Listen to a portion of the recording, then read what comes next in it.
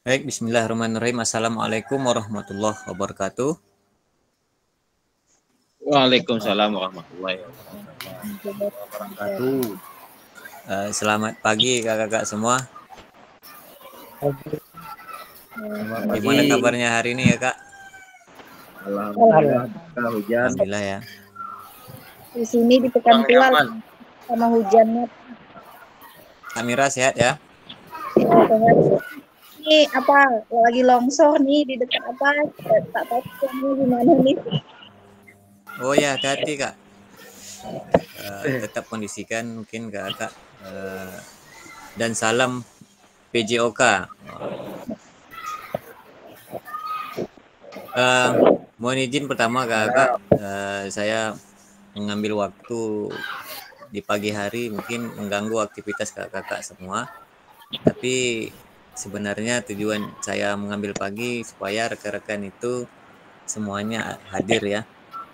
Karena pertama kita sudah mendapat izin dari kepala sekolah terkait kegiatan kita ini. Itu saja yang perlu saya kuatkan kenapa kita laksanakan pagi. Saya ingin melakukan asesmen nih Kak Ilham.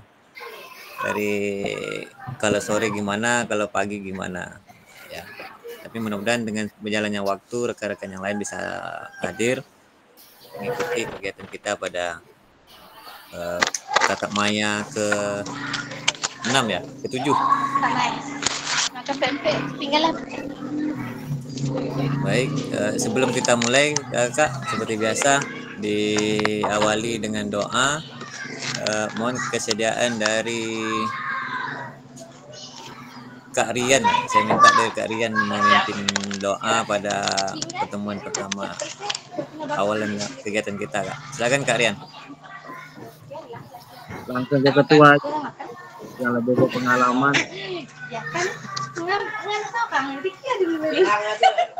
Silakan kami minta tolong sama Pak Ketua aja lah.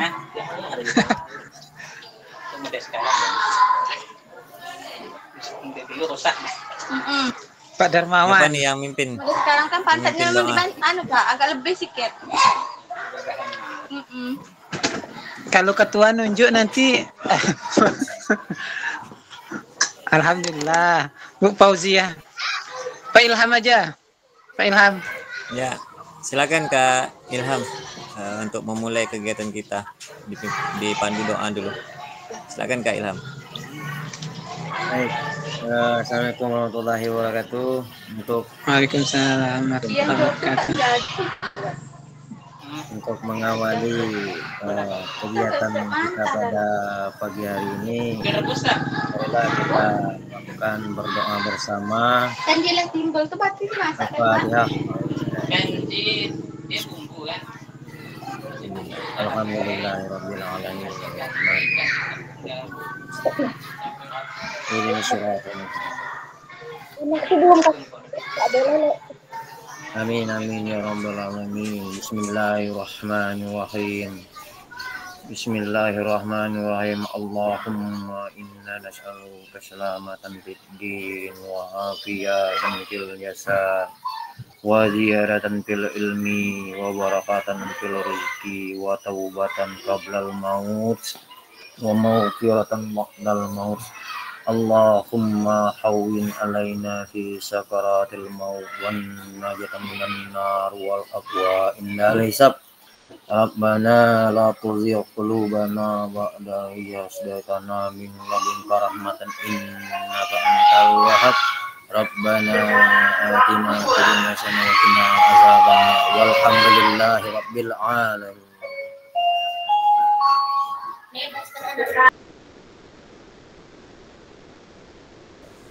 Baik, terima kasih kepada Kak Ilham. Doa di acara kita pada pagi hari ini.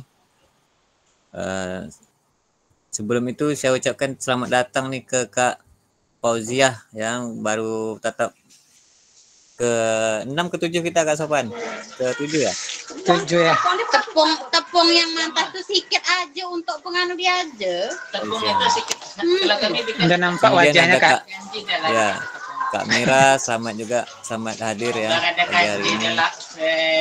Semoga tidak mengganggu aktivitas Kak Mira ya. Kemudian Kak Darmawan, gagah Kak Darmawan nih. Kemudian Kak Rian, Kak Ilhami, Kak Suhaimi ya. Kemudian Ketua. Kak Ketua. Pada pagi hari ini kakak kita 2 JP.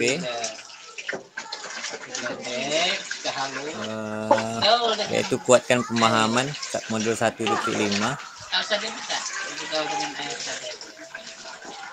Yaitu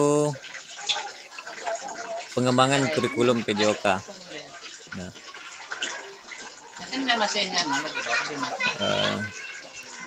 seperti biasa, tetap kakak mengaktifkan kamera, kemudian mematikan mikrofon jika tidak berbicara, kemudian hadir seutuhnya kak.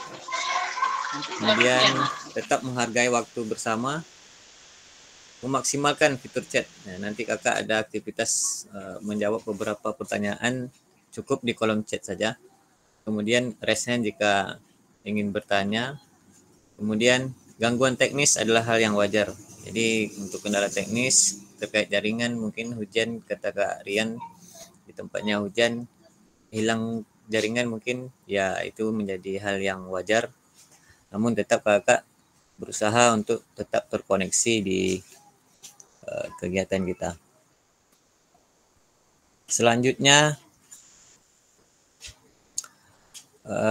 tujuan dari sesi kita kali ini kakak, pertama peserta dapat memahami 3 karakteristik utama kurikulum merdeka serta keterkaitannya dengan prinsip pemikiran Ki Hajar Dewantara.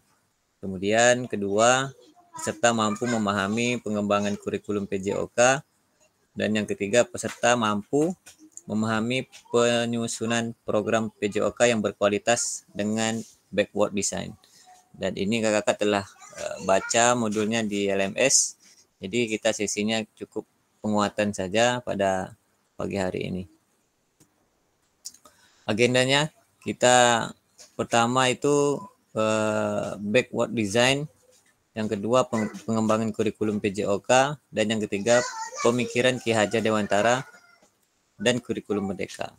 Nah, dari 3 aktivitas ini selama 2 JP hampir lebih kurang itu 90 menit. Jadi mohon kakak tetap aktif selama kegiatan virtual ini. Terkait tujuan kita hanya sebatas penguatan saja. Jadi kakak, harapannya kakak telah membuka dan memahami isi modul pada 1.5 ini.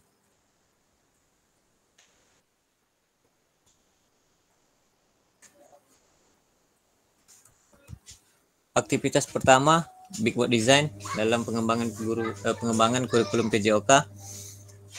Sebelum saya lanjutkan ke slide selanjutnya, mungkin kakak pernah mendengar kata backward design atau dari yang kakak baca?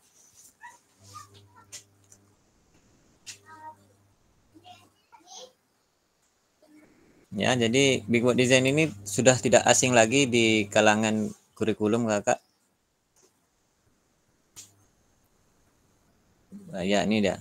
Menurut kakak, dari skala 1 sampai 10, kira-kira seberapa dalam pemahaman kakak tentang kurikulum PJOK? Nah, kita masuk dengan pertanyaan pemantik pertama. Silakan kakak untuk menjawabnya di kolom chat saja. Dari skala 1 sampai 10, kira-kira seberapa dalam pemahaman kakak tentang kurikulum PJOK. Silakan kak, 5 menit saja.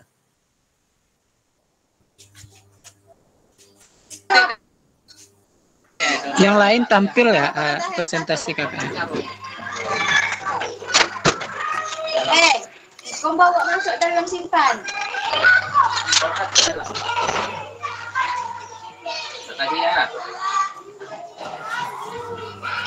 Slide-nya tampil kan kak? Gara-gara Ya kak. Slide-nya tampil kan? Di saya tidak, Kak. Atau kalau di tempat lain. Kak Dermawan? Hadir ya? Dia apa? Tampil ya PPT-nya ya? Apa PPT-nya tampil ya? Tampil, Kak. Oke, ya. Silakan kakak menjawab di fitur chat saja. Berapa skala kakak? 1 sampai 10. Tahu aja.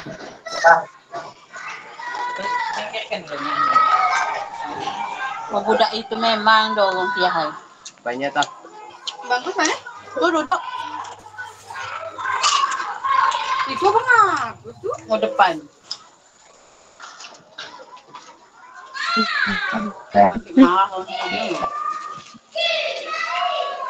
Bapak ingat lagi kisah zaman Pak Ojo kemarin. Kisah surau. Zaman Pak Jo tak ada orang nuntut. Tak ada orang protes. Hah? Ni orang nak cari itu zaman kami kan Pak? Ngangkut ni yo. Bapak ni mana tu? Baru 1 orang Kak Sopan ya. Skalanya 6 sampai 7. Itu tadi saat dia meletak.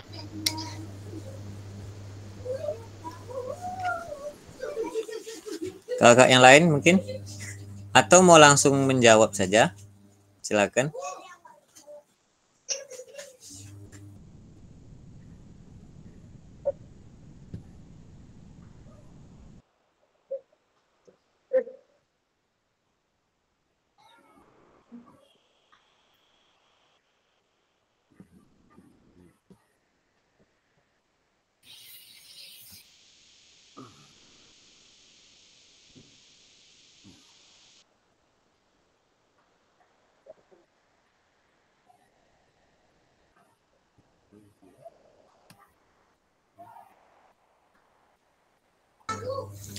Silakan Kak menjawab di fitur chat kita. Aktifkan fitur chat. Berapa skala kakak dalam pemahaman tentang kurikulum PJOK ini?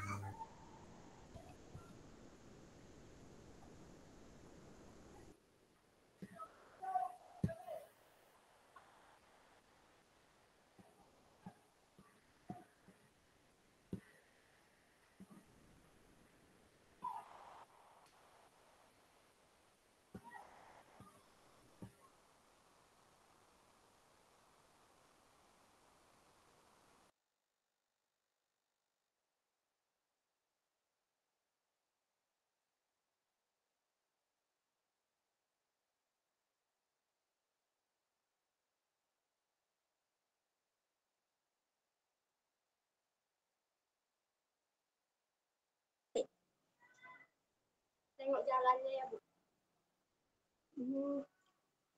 Ibu lewat jalan itu juga, tapi nunggu ipatan, Resti. Nunggu ipatan. Itu. Ya, ada 3 orang yang menjawab. Hampir sama ini jawabannya nih.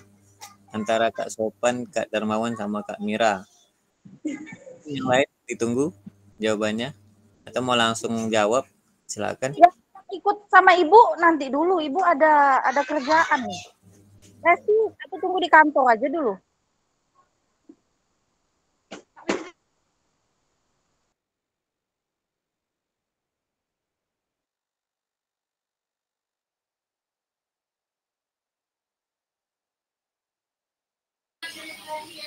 Tak baca modulnya Kak.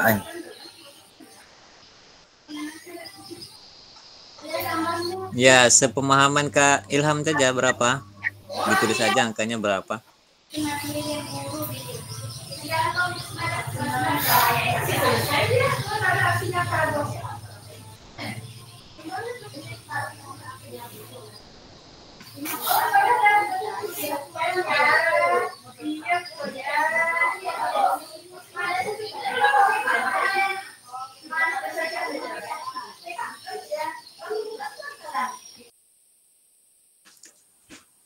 Saya langsung saja ke Kak Sopan ya. Kenapa 6 sampai 7 menurut Kak Sopan? tentang pemahamannya kurikulum PJOK ini. Silakan Kak Sopan. Kasih satu marah pula ya. Siapa tiga-tiga tadi? Berapa sih? Iya Kak, bisa dengar suara saya? Bisa jelas. Berani jujur itu, Bang. Baik, mungkin seperti kakak yang pertanyakan tentang pertanyaan pemantik yang diberikan. Terima kasih atas waktunya. Skala 1 sampai 10 tentang pemahaman saya tentang kurikulum PJOK, saya menjawab tadi 6 sampai 7 ringnya. Karena di sini setelah beberapa mungkin saya mengikuti pelatihan, ada beberapa yang cukup dipahami dan masih juga banyak yang belum dipahami. Jadi ring 6 sampai 7 bagi saya sudah cukup. Karena kurikulum Merdeka PJOK yang Merdeka sekarang memang kalau untuk sekolah kami baru tahun ini dilaksanakan. Karena kami mandiri. Di sana kalau di mereka yang seperti saya pahami, kita bisa mengatur apa saja materi yang bisa didahulukan sesuai dengan kebutuhan murid tadi, Kakak. Seperti itu, Kakak. Oke, terima kasih Kak Sopan ya. Itu menurut Kak Sopan masih berada di skala 6 sampai 7 ya. Oke, selanjutnya dari Kak Darmawan. Silakan Kak Darmawan. Assalamualaikum warahmatullahi wabarakatuh. Waalaikumsalam warahmatullahi wabarakatuh. Ya, sama kurang lebih seperti Kak Sopan tadi, Kak. Untuk kurikulum Merdeka itu di sekolah kami baru beberapa tahun ini dilaksanakan dan itu hanya dimulai dari kelas 1. Oke. Kemudian dari pemahaman saya tentang kurikulum ini itu banyak faktor, ada beberapa faktor yang mempengaruhinya, Kak. Di antaranya tentang tentang bahasa-bahasa baku yang digunakan dalam dunia pendidikan, misalnya itu saya masih kurang paham, masih banyak kurang paham, tetapi saya melakukan, tetapi tidak mengerti apa itu bahasanya, tetapi saya melakukan gitu. Oke. Seperti gitu. Jadi tidak sampai 100 lah kayak gitu, Kak. Saya rasa 6 dengan 7 itu udah cukup lah. Oke, terima kasih Kak Darmawan. Mungkin saya beralih ke Kak Mira.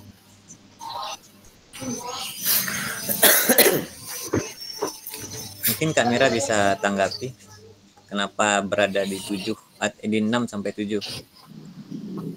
Kebetulan di sekolah kami memang untuk fasilitas di lapangan itu kami tidak memadai seperti itu, Kak.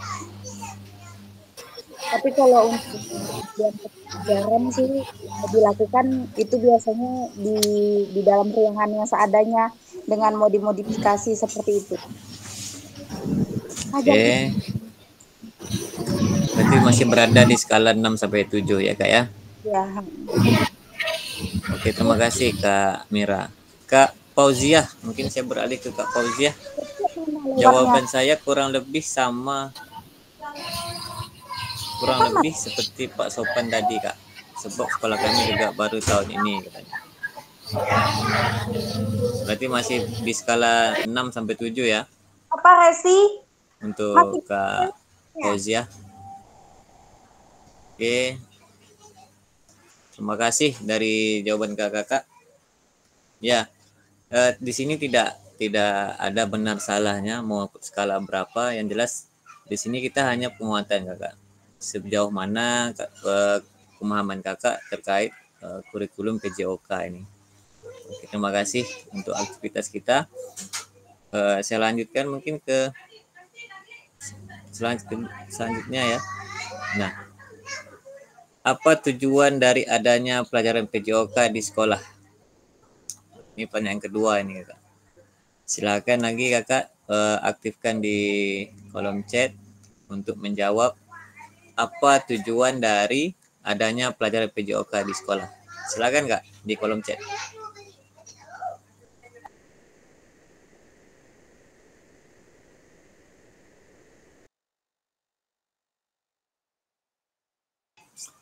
5 menit untuk aktivitas kita menjawab yang ini.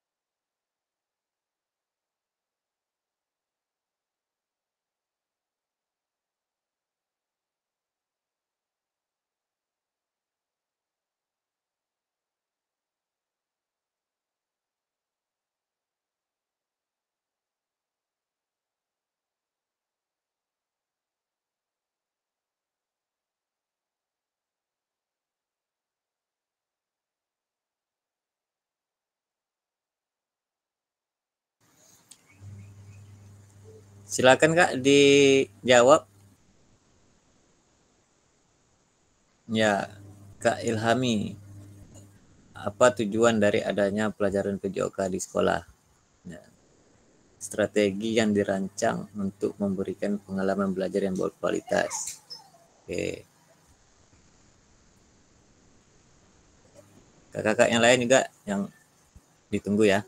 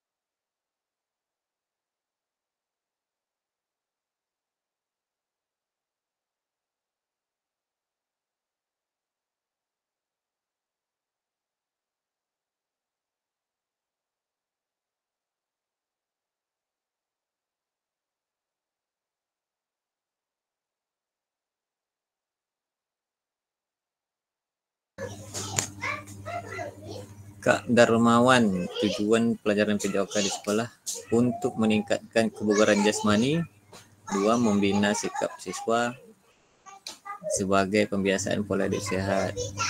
Oke. Kak Sopan,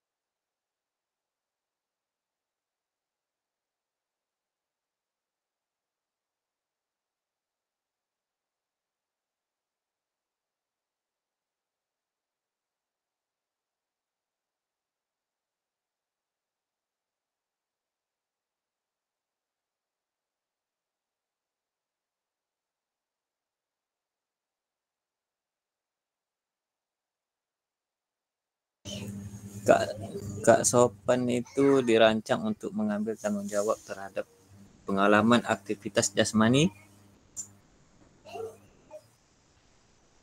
dan memberi tantangan untuk peningkatan kompetensi gerak. Oke. Kak Fauziah tujuannya mengembangkan anak secara keseluruhan melalui kegiatan jasmani, bukan hanya mengembangkan fisik saja, melainkan juga pengembangan mental, sosial, emosional, intelektual, dan kesehatan. Ya, boleh. Kak Rian, tujuan utamanya kalau menurut saya adalah memberikan pengalaman kepada peserta didik pentingnya berolahraga untuk kesehatan dan melatih untuk lebih disiplin dalam kehidupan sehari-hari. Oke, cukup kita berapa orang? 1, 2, 3. Kak Mira. Ya, Kak Mira tujuannya untuk mengembangkan kesehatan jasmani, bahkan bukan hanya fisik, mental, sosial, dan disiplin. Oke. Luar biasa nih pemahaman kakak ya. Terkait tujuan dari adanya pelajaran PJOK di sekolah.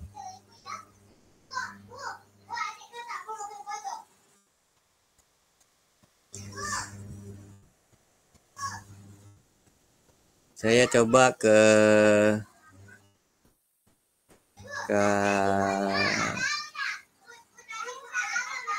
Kak Fauziah. Saya coba ke Kak Fauziah nih, mungkin bisa dikuatkan lagi. Kak Fauziah.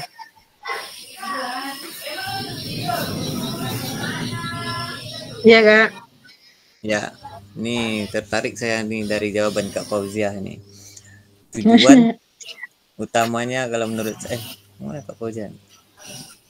Ya, Mengembangkan secara anak keseluruhan. secara keseluruhan melalui kegiatan jasmani, bukan hanya mengembangkan fisik saja, melainkan juga mengembangkan mental, sosial, emosional, intelektual, dan kesehatan.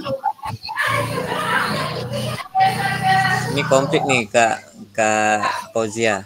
Ini luar biasa nih Kak Fauzia nih. Jadi sekarang timbul nih pertanyaan baru nih untuk Kak Fauzia dan kakak yang lain.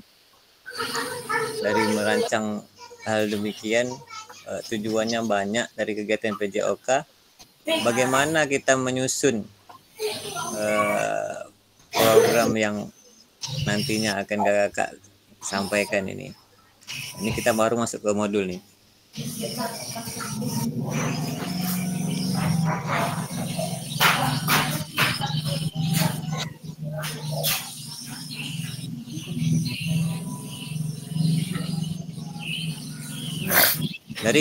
Dari apa yang kakak jawab, ya tidak ada benar salahnya. Kadang tergantung satuan pendidikan masing-masing. Berdasarkan apa? Berdasarkan kurikulum satuan operasional atau satuan pendidikan kakak. Jadi penguatannya kakak silakan saja mengembangkan program yang berada di sekolah dengan tujuannya tidak bisa kakak samakan sekolah Kak Ilham dengan sekolah Kak Sopan, mungkin tidak bisa disamakan. Jadi berbeda. Tujuan ya berbeda-beda. Jadi kita masuk ke backward design-nya. Nah, apa itu backward design? Jadi mungkin yang telah kakak baca, istilah backward design ini sudah tidak familiar lagi ya. Meskipun istilah ini sudah lama berkembang di dalam studi olahraga organisasi, dalam pendidikan di Indonesia backward design baru secara major. Jadi masih mengetahui ini 4 tahun belakangan ini, khususnya dalam pengembangan kurikulum merdeka.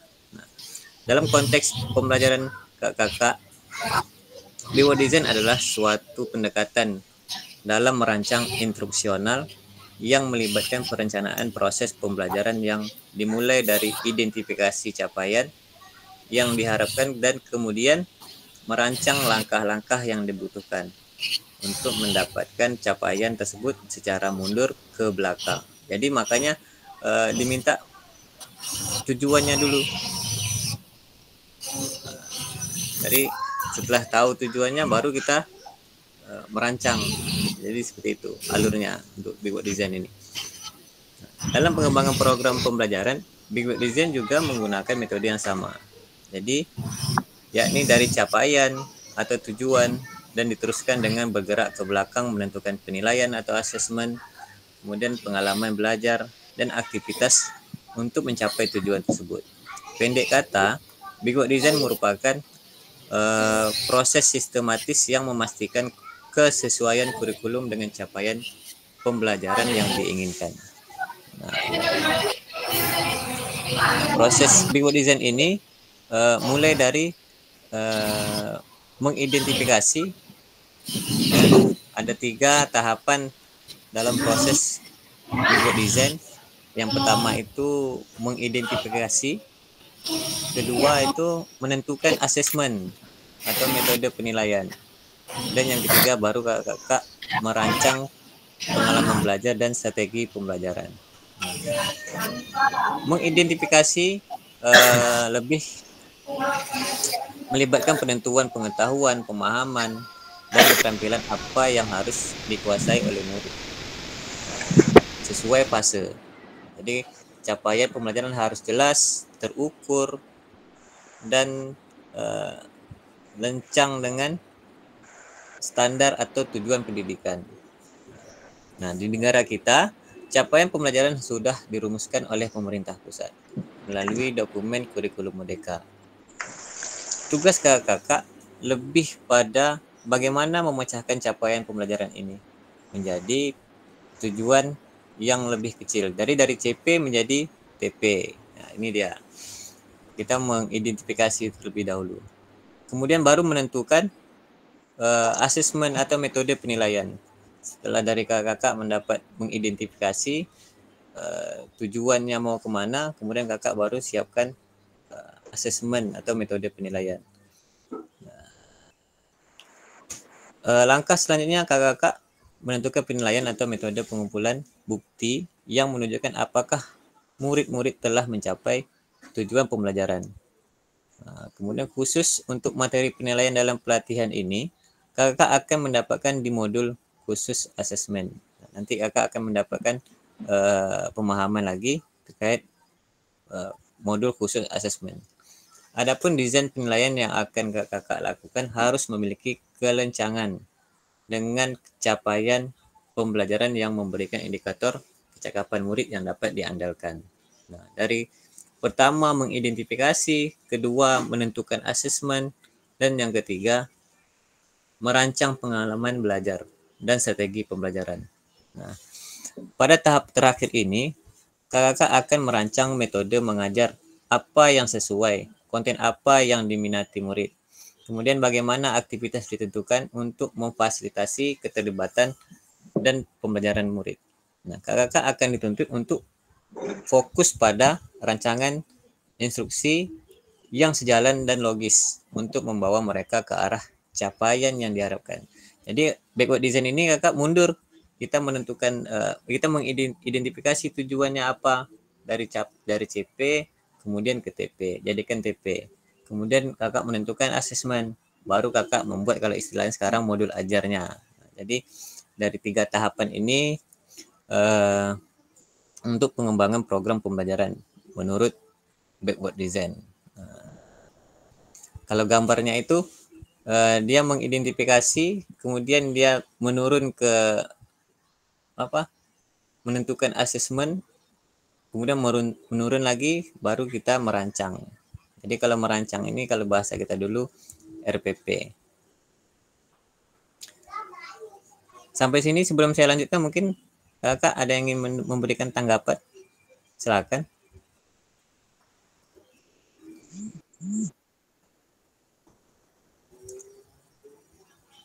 Jika tidak, saya lanjutkan. Nah, menurut capaian pembelajaran PJOK, kurikulum merdeka tahun 2024, pendidikan jasmani atau PJOK bertujuan sebagai pembelajaran bagi peserta didik dalam pertama, mengembangkan, kemudian menerapkan dan mengevaluasi keterampilan konsep strategi gerak yang akan menjadi disposisi untuk berpartisipasi dalam berbagai aktivitas jasmani dengan penuh kepercayaan diri, kompetensi, dan kreativitas. Kedua, membantu dan memberi dukungan mereka dalam memilih gaya hidup sehat dan aktif secara jasmani. Yang ketiga, membangun dan menerapkan keterampilan sosial dan emosional dalam konteks pembelajaran yang menekankan nilai-nilai fair play, kerja tim, dan inklusivitas. Nah, terakhir, menanamkan apresiasi dan mengembangkan sikap positif untuk aktif secara jasmani sepanjang hayat sebagai upaya peningkatan keseluruhan. Nah, ini merupakan capaian kurikulum PJOK di dalam kurikulum Merdeka, Kakak. Jadi bukan hanya aktivitas fisik yang dikatakan oleh Kak Fauzia tadi, ya benar. Jadi kita bukan hanya tentang bagaimana melakukan aktivitas lari, bagaimana mereka push up atau segala macamnya. Bukan hanya itu. Jadi apa Kak tugas kita sebagai guru PJOK? Ya ini, bagaimana kita mengembangkan mereka, gerak mereka, menerapkan, mungkin evaluasi keterampilan, konsep. Kemudian bagaimana nanti mereka hidup di masyarakat. Nah, itu dia. Bagaimana mereka hidup di masyarakat dan baik itu. Kemudian ada kerja tim, itu gotong royong yang kita tanamkan di situ. Jadi ada sikap positif yang secara alami tumbuh terhadap anak murid kita di sekolah. Nah, jadi makanya saya tertarik dari jawaban Kak Fauziah ini, sangat luas ya, bukan hanya sebatas aktivitas fisik saja.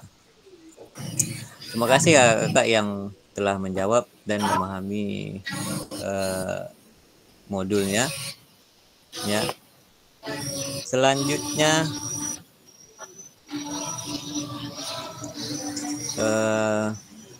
saya lanjutkan.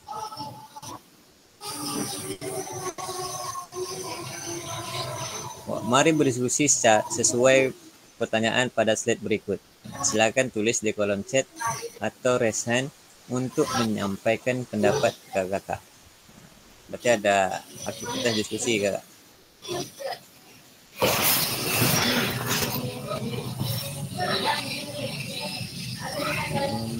Pertama,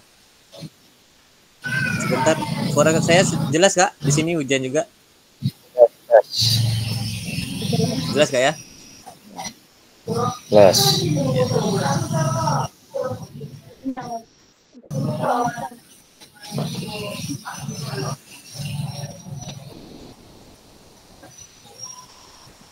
Oke.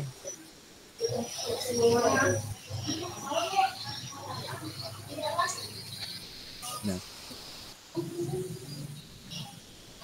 mari kita ya, ini udah.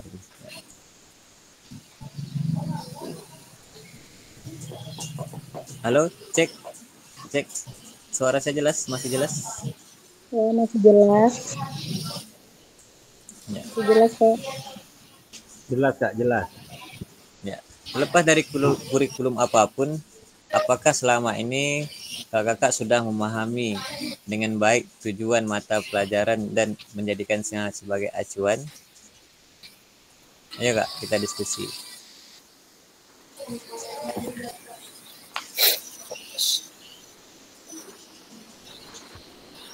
Ya, silakan aja kak, ini disesuaikan kak Fauzia.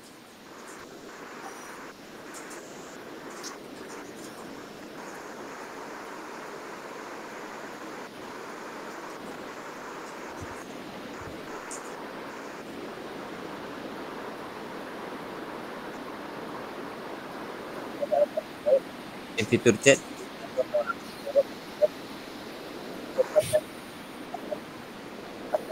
Selama ini kakak sudah memahami dengan baik tujuan mata pelajaran dan menjadikannya sebagai acuan.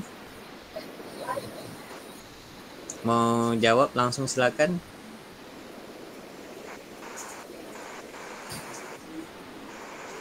Atau aktifkan di fitur chat kak, silakan.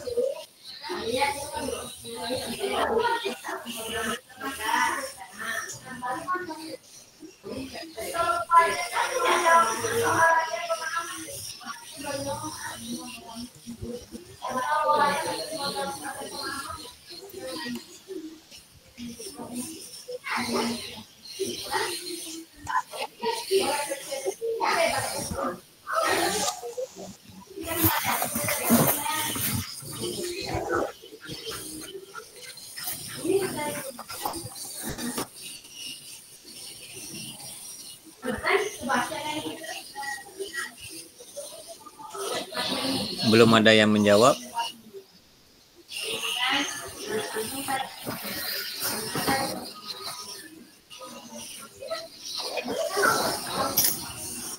Ditunggu di kolom chatnya jawaban ke kakak.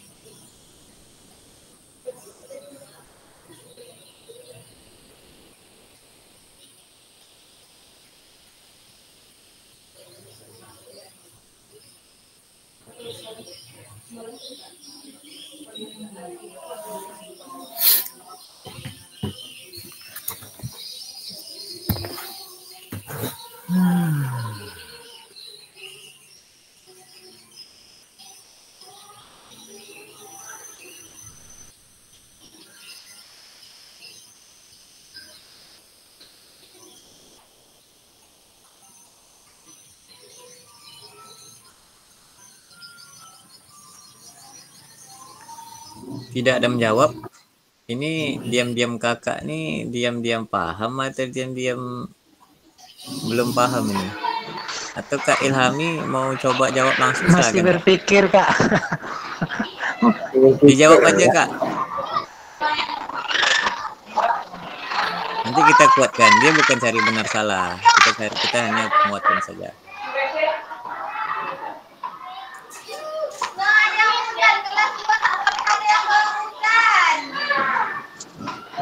Pertanyaannya yang di tampilan Kak ya, terlepas dari kurikulum apapun, apakah selama ini kakak sudah memahami dengan baik tujuan mata pelajaran dan menjadikannya sebagai acuan?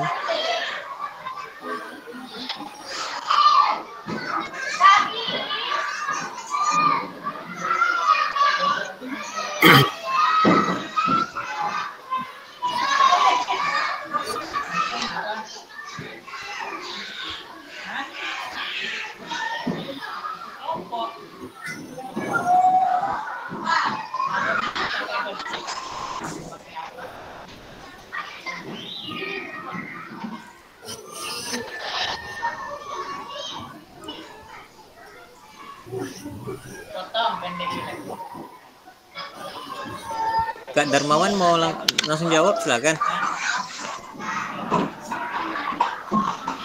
Assalamualaikum warahmatullahi wabarakatuh. Waalaikumsalam warahmatullahi wabarakatuh. Terlepas dari kurikulum apapun, apakah selama ini Bapak Ibu sudah memahami dengan baik tujuan mata pelajaran dan menjadikannya acuan? Oke, seperti yang kita ketahui Kak ya, bahwa setiap berganti pemimpin, berganti menteri. Berganti menteri, berganti pula kurikulumnya. Tetapi tujuan dari pengajaran tersebut, walaupun berganti-ganti kurikulum, saya rasa tetap sama Kak. Apalagi kita sebagai guru PJOK. Guru PJOK ini bedanya sama dokter. Kalau dokter menyembuhkan orang sakit, kalau guru PJOK menyehatkan orang sehat. Jadi tujuan umumnya dari pelajaran PJOK ini Kak bukan hanya tentang fisik, di mana kita selalu berolahraga, selalu melakukan kegiatan fisik, tetapi juga mencakup mental, bagaimana untuk menciptakan mental anak yang baik dan bersosial, mampu untuk saling bekerja sama, dan juga kesehatan secara keseluruhan Kak. Menurut saya seperti itu. Jadi disitulah ya. Jadi tujuan mata pelajarannya dijadikan sebagai acuan ya? Ya, tujuan dari mata pelajaran kita. Ya. Karena seperti yang kita ketahui ya seperti gitu. Siap. Ya. Kak Ilhami mungkin ada mau menanggapi, silakan Kak. Mungkin di sini terima kasih Kak ya dari jawabannya. Di sini saya pengen cerita lah. Jadi mengenai terlepas dari kurikulum apapun, apakah selama ini Bapak Ibu sudah memahami dengan baik pelajaran dan menjadikannya sebagai acuan? Di sini saya pribadi Kak sebagai tenaga didik, karena di sini kami di sekolah SD 01 ini menggunakan Kumar Merdeka ini hanya dalam 1 tahun berusaha ingin mengetahui dari kurikulum ini, berusaha dan terus berusaha dalam pembelajaran khususnya PJOK ini dan menjadikannya acuan sesuai modul dengan tujuannya ya dengan tujuan memberikan pemberian pengalaman belajar yang berkualitas lah Kak. Cukup Kak Ilham. Cukup Kak. Karena Oke, terima kasih. Pemahaman di sini Kak masih dalam proses dalam kurikulum ini. Kita terus belajar untuk memahami Kumar Merdeka ini untuk kedepannya lebih baik lagi kami rasa. Ya. Nah, sekarang saya masuk lagi nih kasusnya nih.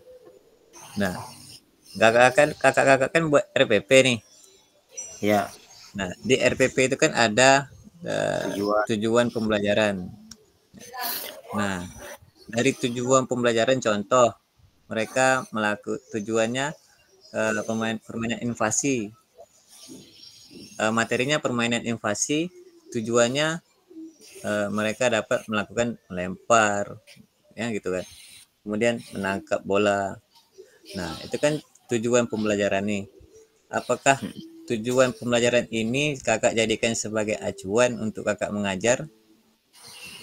Iya Kak. Ya. Iya kan? Iya Kak. Nah. Oke, silakan Kak Darmawan. Kepijit ya. Oke. Langsung aja Pak Darmawan. Ya. Gimana Kak Darmawan nih? Ya. Oke ya, Kak Sopan dulu silakan. Saat kita membuat RPP, di situ kan kita ada tujuan pembelajaran.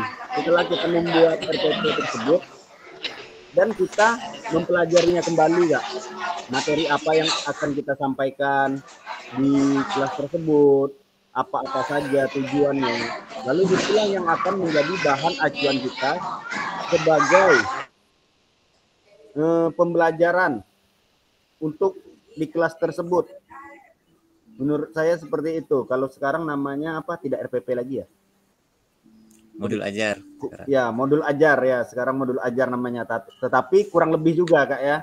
Ya. Kurang lebih juga. Nah, berarti tujuan mata pelajaran dijadikan sebagai acuan. Ya. Ya. Tidak mungkin kakak mengajar tujuannya lain, mengajarnya lain kan gitu. Ya. Oke, tak mungkin ke sana. Tadi Kak Sopan angkat tangan, silakan Kak.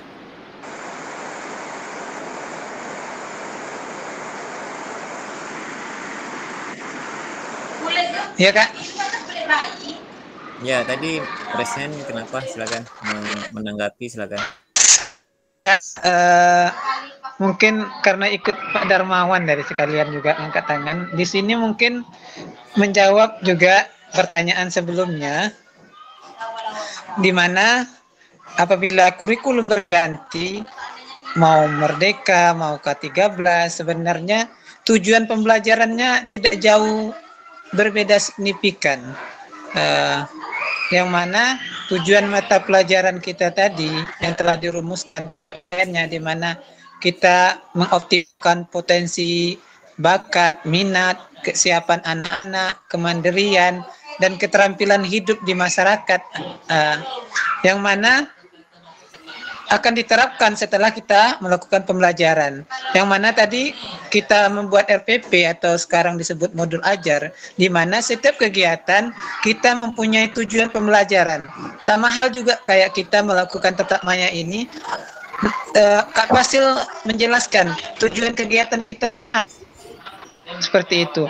Jadi dari pembelajaran itu kita jadikan acuan nantinya untuk apa yang harus didapatkan atau bisa dilaksanakan nanti anak setelah melakukan kegiatan ini. Yang nantinya kegiatan itu kan bukan berguna untuk saat ini saja, untuk kedepannya. Contoh untuk anak-anak, bagaimana anak itu berjalan sampai ke depannya anak-anak tetap melakukan jalan yang baik, bagaimana gerak melempar seperti yang kita tujuan pembelajaran tadi, menangkap bagaimana, seperti itu Kak. Ya. Berarti tujuan mata pelajaran dijadikan sebagai acuan, ya. Ya Kak. Nah, mungkin kita tidak ada tujuan nih, kita mau ngajar invasi, pemain invasi, lempar tangkap. Mungkin kita ngajar push up, kan udah beda. Mungkin kita ngajar lari, itu udah beda tuh. Jadi acuannya, Iya, Kak, betul. tujuan dijadikan tujuan mata pelajaran. Kurikulum apapun, tentu kita berpacu atau mengacu pada tujuan pembelajaran. Oke, luar biasa nih, diskusi alot nih. Kita lanjut lagi. Masih ada soal kedua. Nah, dalam konteks kurikulum merdeka, apakah tujuan-tujuan ini bisa dicapai? Kakak.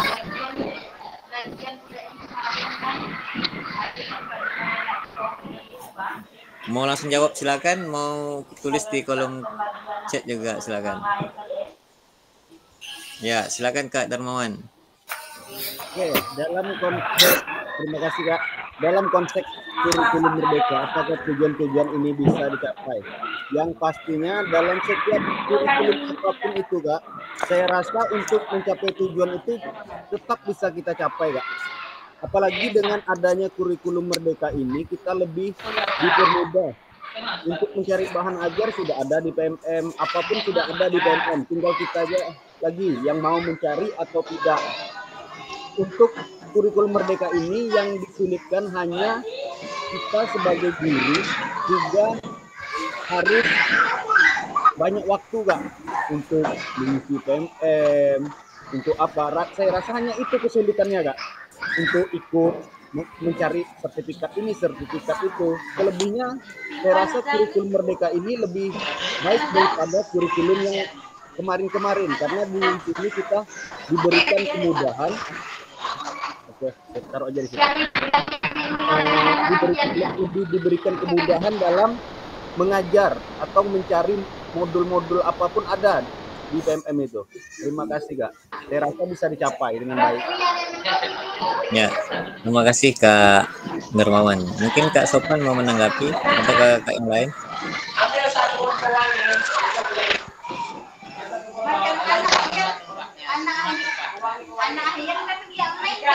Ya, silakan Kak Sofan. Baik, menanggapi mungkin dari pertanyaan kakak yang berikan, dalam tujuan-tujuan ini bisa dicapai karena Kak Darmawan, apapun konteks kurikulumnya, mau ke guru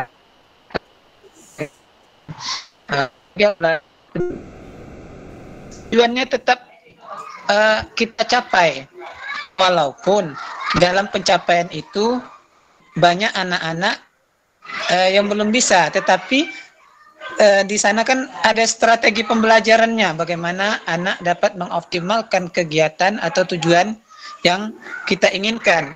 Contoh, anak dapat melakukan berjalan di atas rintangan seperti itu. Nah, bagaimana kita cara mencapai tujuan itu dengan belajar yang lebih menarik, dirancang dengan pembelajaran yang memberi pengalaman belajar yang berkualitas untuk anak muridnya, kakak. Seperti itu. Oke. Terima kasih ya, luar biasa nih diskusi kita. Saya harap kakak-kakak yang lain juga terlibat aktif dalam diskusi ini ya. Ya, dalam konteks kurikulum merdeka, apakah tujuan-tujuan ini bisa capai? Bisa. Tergantung. Bisa dan tidak bisanya tergantung pada personal. Ya, gitu ya. Jadi silakan kakak kembangkan jawaban kakak. Kita lanjutkan. Nah, memahami tujuan umum penting sebagai acuan. Tadi saya sampaikan. Untuk memahami muara akhir pembelajaran. Untuk mencapai tujuan umum ini, nah, tadi saya sampaikan pemerintah sudah menurunkan ke dalam bentuk CP dan kita akan menurunkan lagi ke dalam bentuk CP. Nah, dari capaian pembelajaran kita jadikan sebagai tujuan pembelajaran. Ini dia. Kakak sudah menjawabnya. Nah, bagaimana memastikan agar pembelajaran yang kita lakukan benar-benar menyasar tujuan pembelajaran? Karena seringkali pengajaran langsung fokus pada materi atau aktivitas apa yang harus dilakukan murid. Silakan Kak. Apa nih? Bagaimana kita memastikan agar pengajaran yang kita lakukan benar-benar menyasar tujuan pembelajaran? Ada yang bisa langsung komentar, silakan.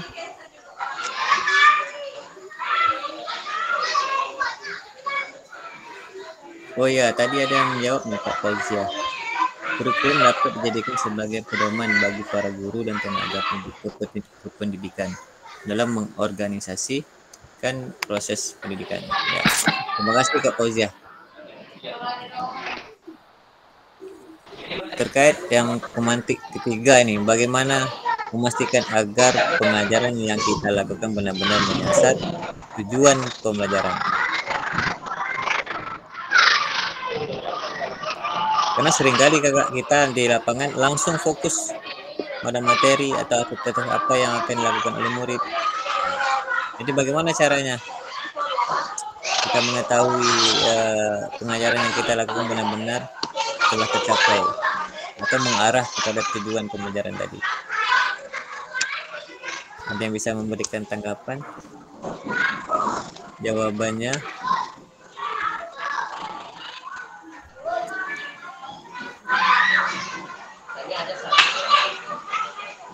ya, silakan Kak Sopan. Baik Kak, mungkin sepengalaman saya nih Kak ya, mungkin yang lain-lain juga, karena waktu kita kuliah sudah diajarkan bagaimana membuat permainan pembelajaran berbentuk permainan, baik permainan tradisional maupun permainan yang mengarah ke materi. Ini contohnya kakak-kakak ya. Bagaimana tujuan kita pembelajaran tadi, salah contohnya lari sprint, contohnya kak ya dalam atletik, yang mana tujuannya kita kan bagaimana mengetahui lari sprint itu. Tetapi sebelum kita ke materi inti memang lari, kita buatlah sebuah permainan. Contoh permainannya hitam putih, di mana kegiatan itu anak-anak secara tidak sadar dia sudah melakukan lari cepat itu kakak. Yang mana permainan hitam putih itu dua berpasangan, yang mana satu hitam, satu putih. Ketika salah satu anak disebutkan hitam, maka yang hitam berlari, yang putihnya mengejar. Jadi otomatis kecepatan lari yang hitam putih itu tadi lebih cepat karena ingin tidak tertangkap oleh temannya. Jadi secara tidak langsung fokus dari materi pembelajaran itu tidak terpusat kepada pembelajaran utama, tetapi sudah secara tidak langsung telah terjadi. Tetapi tujuan akhirnya tetap kita sampaikan dengan tujuan yang ada di tujuan pembelajaran. Begitu saja kakak. Oke, ditahan dulu Kak Sopan. Jadi bagaimana nih menurut Kak Sopan nih untuk memastikan bahwa pengajaran yang kakak-kakak lakukan tadi menyasar ke tujuan Ya. pembelajaran. Bagaimana caranya? Kakak memastikan bahwa mengarah ke sana gitu.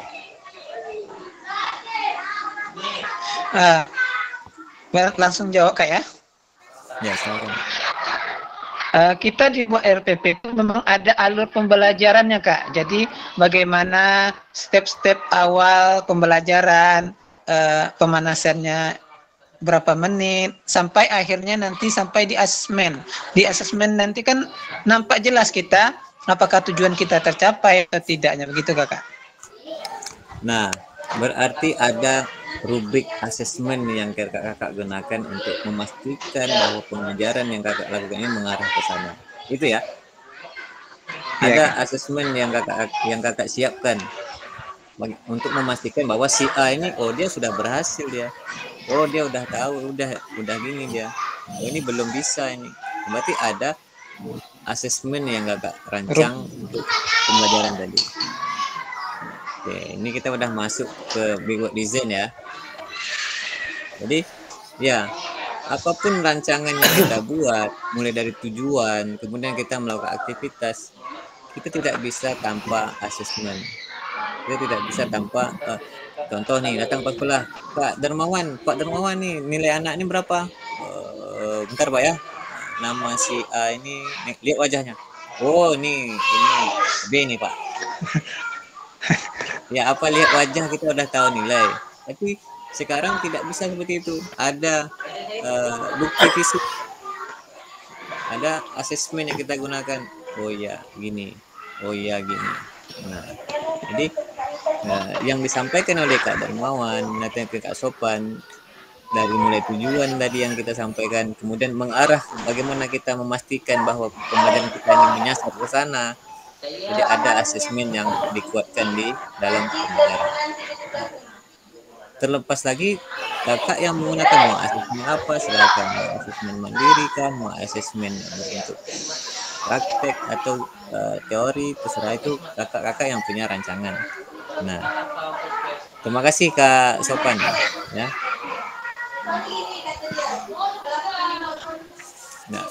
Nah, ini dia, kita masuk proses Big Work Design dalam pengembangan kurikulum.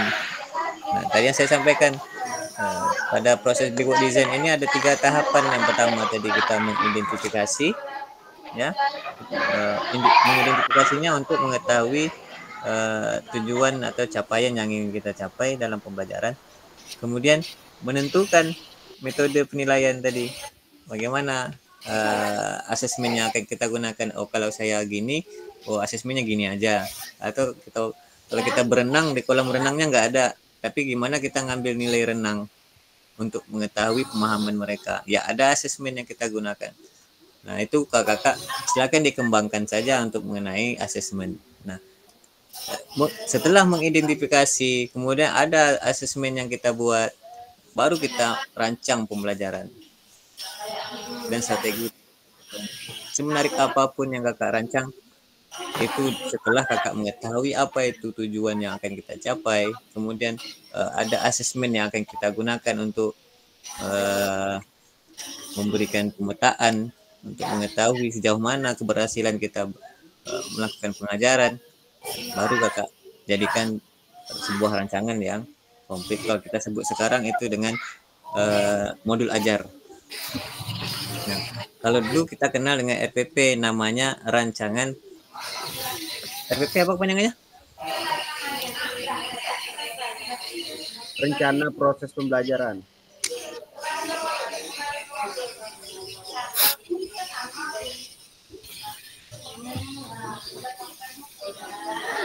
Rencana proses pembelajaran. Rencana praktek pembelajaran gitu. Proses atau praktek ya? Lupa. Ya, kalau dulu RPP, sekarang modul ajar ya. Ya, itu intinya. Kalau di kurikulum mereka sama sebenarnya, ada CP, ada TP. Kalau dulu mungkin tujuan pembelajaran, ada silabus. Sekarang bukan silabus lagi namanya, mungkin mengarah ke CP. Itu dia. Tapi intinya pada Big Work Design ini alurnya mundur. Kalau Big Work Design alurnya mundur, mulai dari kita mengidentifikasi tujuan pembelajaran, kemudian kita merancang asesmen, baru kita membuat atau merancang modul ajar. Jadi namanya backward design, artinya merancang alur mundur. Nah, itu dia. Jadi kalau mungkin selama ini kita ambil, hari ini materi sepak bola, kita ambil materi dulu. Oh nanti ginilah di lapangan kita bentuknya praktik gini. Biasanya kita udah tahu materinya pemain sepak bola atau pemain bola besar. Kemudian mikir lagi nanti prosesnya gini di lapangan. Nanti terakhir baru kita merancang, nanti asesmennya ini. Ya gitu kan. Nah, jadi kalau backward design tidak, kita mengidentifikasi dulu, yang harus kita capai, ini dia. Siswa dapat melakukan passing bawah dalam permainan bola voli. Fokus kita mengajak passing bawah aja. Nanti mulai dari melakukan passing, gerakan passing tanpa bola mungkin yang kita lakukan, ada prosesnya. Kemudian kita buat asesmennya bisa asesmen mandiri, biar aja mereka yang jawab. Misal saya sudah bisa melakukan passing bawah, jawab mungkin di sebelahnya sudah, belum. Kemudian jika disuruh mempraktikkan passing bawah, saya sudah bisa, jawabnya bisa, belum. Ini itu dia. Jadi itu asesmen mandiri dan mereka aja yang jawab, nanti kita terima. Kemudian kakak bisa kembangkan, bisa asesmen yang lain. Jadi backward design ini sangat membantu sekali bagi kita di lapangan. Kemudian di lapangan baru kita pikir mau buat gini aja, bentuk latihannya gini. Baru kita melakukan praktek penilaian. Jadi backward design mengajarkan kita untuk mengidentifikasi dulu apa yang harus kita capai dalam pembelajaran besok. Itu intinya pada backward design ya kakak ya.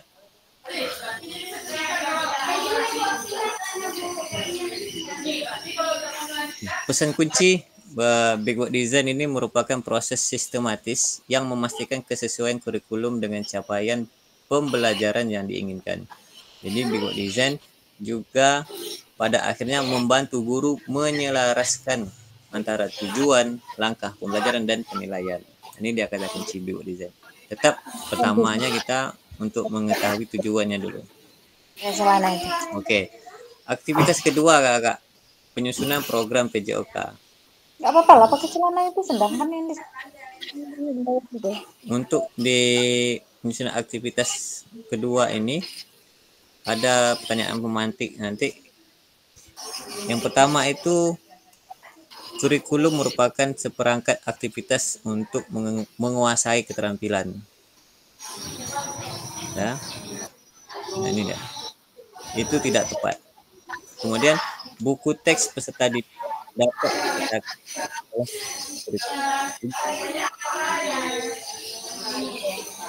kurikulum adalah suatu standar untuk mengetahui apa yang peserta didik harus pelajari, meliputi keterampilan, pengetahuan, dan sikapnya. Ini dia. Kita masuk aktivitas kedua.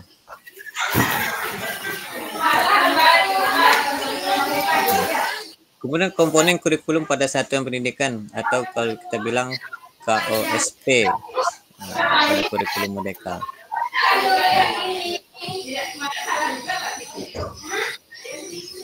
Ya, komponen kurikulum. Ada 5 komponen kurikulum pada satuan pendidikan. Yaitu pertama struktur kurikulum, kemudian ada capaian pembelajaran, ketiga itu pembelajaran dan asesmen, keempat penggunaan perangkat ajar, dan kelima kurikulum satuan pendidikan. Kelima komponen ini telah kakak pelajari di modul ya. Di modul kita 1.5 itu ada 5 komponen kurikulum pada satuan pendidikan. Jadi saya tidak perlu menjabarkan kelima ini, terlalu panjang nanti kakak. Yang jelas dari komponen kurikulum Merdeka ini ada 5 yang perlu kakak ingat, yang tertera sekarang. Ya, ada struktur kurikulum, capaian pembelajaran, pembelajaran dan asesmen, penggunaan perangkat ajar, dan kurikulum satuan pendidikan. Nah, saya tidak kembangkan ini, kakak silakan saja dibaca modulnya. Nah, mengapa kurikulum operasional berbeda antar satuan pendidikan? Nah, agar bermakna, kurikulum operasional satuan pendidikan dikembangkan sesuai dengan konteks dan kebutuhan peserta didik dan satuan pendidikannya. Makanya tidak sama. Ini kalau KOSP ya, KOSP ini tidak sama setiap satuan pendidikan. Ini bisa menjadi kabar gembira bagi kakak dapat menyusun program yang relevan dengan kultur gerak di mana peserta didik tinggal. Nah, jadi silakan kakak menyusun programnya jangan muluk-muluk, yang sesuai dengan karakteristik peserta didik dan tempat tinggalnya. Ini dia. Jadi penting sekali, makanya ke KOSP sekarang namanya itu dikembangkan di masing-masing satuan pendidikan. Nah, mari berbagi cerita pada saat kakak menyusun kurikulum PJOK. Kita berbagi cerita nih kak. Yang pertama, bagaimana kakak selama ini merancang program PJOK sebagai bagian dari pengembangan kurikulum mata pelajaran PJOK? Kita diskusi ya kak ya. Bagaimana nih? Kita sambil berbagi cerita, nanti kita kuatkan. Bagaimana kakak selama ini merancang kurikulum, merancang program PJOK sebagai bagian pengembangan kurikulum di mata pelajaran PJOK? Silakan kak. Mau di kolom chat boleh, mau langsung jawab pun silakan.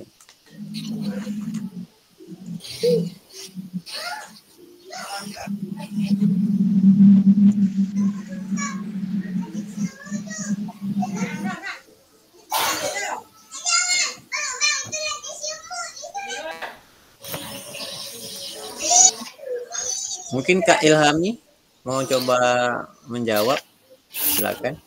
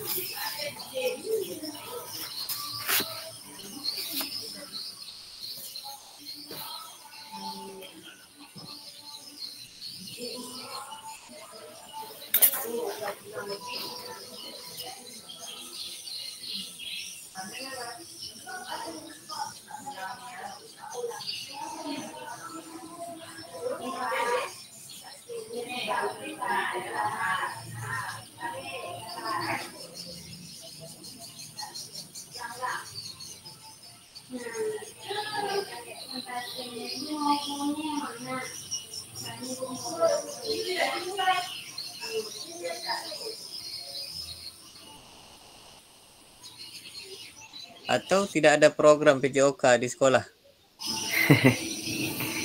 Ada kak ya? Ada kak. Ya. Nah, bagaimana kakak merancang program PJOK di sekolah? Menurut kakak saja, tidak perlu menurut buku, kita diskusi saja. Yang jelas kak, memiliki tujuan pembelajaran sesuai modul dengan diakhiri pencapaian nilai kak.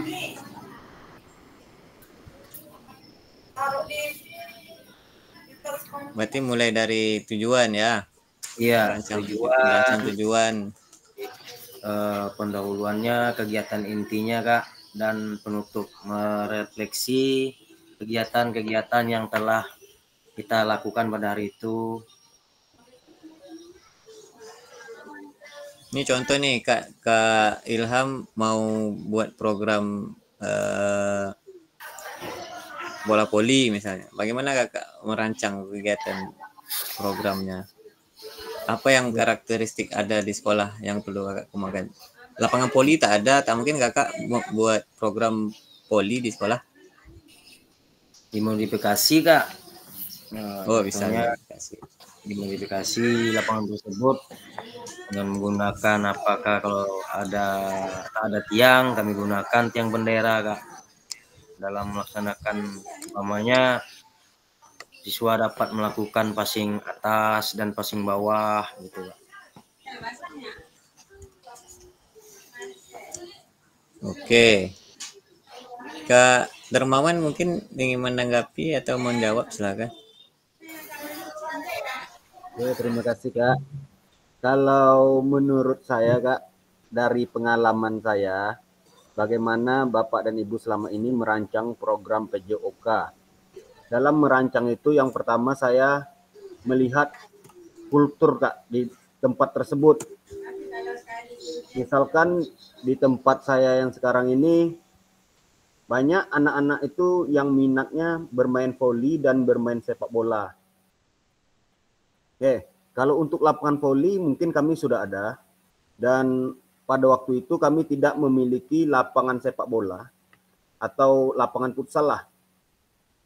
Jika bermain di gedung itu memakan biaya. Lalu saya ajak beberapa orang anak yang hobi bermain sepak bola. Oke, siapa yang suka main bola? Kita kumpul. Kumpullah. Kiranya ada seleksi atau apa gitu kan. Kita buat lapangan sepak bola yuk. Nanti sore yang mau ikut gotong royong, kita gotong royong di sini. Kita tebas lapangan sebelah ini, semak-semak sebelah ini, kita cabut akar-akarnya biar tidak luka kalian. Pokoknya beberapa hari di sore itu kerja kami, menebas, membakar, lalu mencabut akar-akar, meratakan tanah. Ada tanah, kalau di sini kan gambut itu tanahnya Kak. Kami timbun lagi pakai habuk kayu, bekas gergajian kayu. Setelah bekas gergajian kayu itu kami memakai pasir, ada pasir sedikit kami pakai, dan didukung oleh siswa-siswa yang toke lah. Seperti di sini bapaknya toke kelapa, dia punya motor, atau di sini bahasanya kapal. Bapaknya punya somel kayu. Nah, di situ kami mengambil serbuk-serbuk itu untuk membuat lapangan tersebut. Jadi kami merancang program PJOK ini Kak, melihat dulu di mana bakat anak. Tidak mungkin di sini tidak ada anak yang punya bakat sepak bola, saya kembangkan sepak bola di sini. Itu sangat susah sekali Kak. Tiba-tiba seperti di sini tidak ada anak yang bakat berenang. Memang di sini ratanya orang laut gitu, pasti pandai berenang. Tetapi mereka itu tidak pandai, tidak mengetahui bahwa kalau dalam pertandingan renang tersebut jaraknya sekian-sekian. Sama seperti itu halnya Kak. Jadi kita harus melihat dulu kondisinya seperti apa, bakat dan minatnya seperti apa. Menurut saya seperti itu. Oke, terima kasih Kak Darmawan ya. Berarti melihat dari kultur ya, Ya, kultur melihat daerah. daerah. Oke. Kemudian tadi ada Kak Darmawan menyampaikan karakteristik peserta didik. Jadi mungkin yang orang tuanya bagaimana, kemudian konteks masyarakat masuk di sana ya. Iya Kak. Oke, terima kasih Kak Darmawan. Cukup untuk pertanyaan pertama. Sama-sama Kak. Yang kedua, apa saja yang selama ini Kakak anggap menjadi sesuatu yang bernilai untuk dipelajari murid di kelas PJOK? Apa menurut Kakak? Yang Kakak anggap ya, silakan Kak Ilhami. Terima kasih. Apa saja yang selama ini Bapak Ibu anggap menjadi suatu bernilai untuk dipelajari murid di kelas Kak ya? Ini mungkin ketika siswa itu berinteraksi dengan guru, mungkin yang pertama Kak ya, dengan rekan sejawat, umpama contoh ketika dia berinteraksi, bermain dan bertanya kepada kita, mungkin lebih tepatnya di bidang adab santun nggak ya, sopan santun ketika berinteraksi dengan guru saat proses pembelajaran berlangsung pada hari itu, Kak. Mungkin itu yang pertama, Kak. Yang pertama, yang kedua? Mungkin dari sinilah kita bisa menilai dari sikap siswa ketika pembelajaran berlangsung, ketika kita memberikan materi feedback, umpamanya tanya jawab, siswa dapat menanyakan apa yang telah kita berikan kepada siswa tersebut. Lebih tepatnya pada etika di dalam pembelajaran, Kak. Oke, berarti karakteristik peserta didik ya di sana. Iya, Kak. Yang Kak Ilham kuatkan. Oke, mungkin kakak-kakak yang lain, mungkin Kak Fauzia, Kak Mira, Kak Suemi ingin menanggapi, silakan. Kita mengalir saja. Karena cerita ya. Aku agak zaman sekarang, era anak sekarang, IT-nya sangat begitu kuat. Mungkin lemah dia di bidang karakteristiknya di dalam pergaulan, enggak ya? Makanya saya bersikeras untuk menguatkan adab anak peserta didik saya yang ada di SD pusat ini. Oke, ini ada nyampaikan teknologi ini. Kalau PJOK dibawa ke teknologi, sepertinya bakal menarik, Kak Ilham. Ya, karena Kak, kita menggunakan media, menggunakan contoh misalnya modul ajar, kan kadang ketika kita melakukan modul-modul tersebut, anak kan dia sudah bisa memahami itu, Kak. Jadi karena anak ini di bidang karakter adabnya ini lemah, makanya saya sambil menguatkan, sambil mengingatkan, Kak, di bidang karakter anak tersebut tadi, bidang anak sopan santun. Dalam menyusun program ya, Kak Ilham ya. Iya, Kak. Ya. Coba saya beralih ke Kak Fauzia, masih di tempat kah? Kak Fauzia masih di tempat kah? Atau Kak Mira dulu boleh? Tapi Kak, mengenai program tadi, Kak. Ya. Ini pertanyaan yang kedua nih, pertanyaan kedua.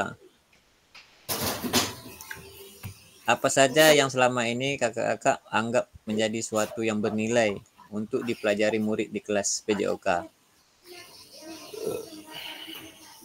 Silakan Kak Mira. Ya, terima kasih. Oke, untuk ya masih bersangkut paut sama Pak Ilham tadi ya. Mungkin salah satunya kita itu memfasilitasi untuk mengajar di kelas itu bisa menggunakan yang seperti infocus tadi, menggunakan alat mengajar biar lebih menarik anak tersebut.